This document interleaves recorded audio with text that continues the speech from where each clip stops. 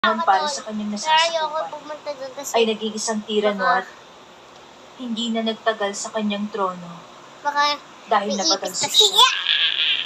Ipis! I don't Yeah. like ipis kasi natakot ako pag ipis eh. Pinunong malupit. Ipis? Ayoko nila. Pupunta ako doon. There, hindi ipis. Ang mga tao sa labas, anong sinasabi tungkol sa akin? Ang alam ko po, pinatatakutan kayo ng taong bayan. Lalo?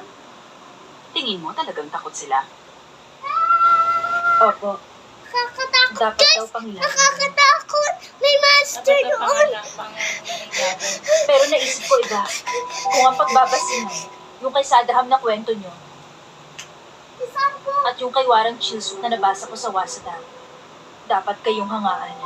Dahil may taglay kayong katangian, kaya napapasunod nyo ang mga lalaki.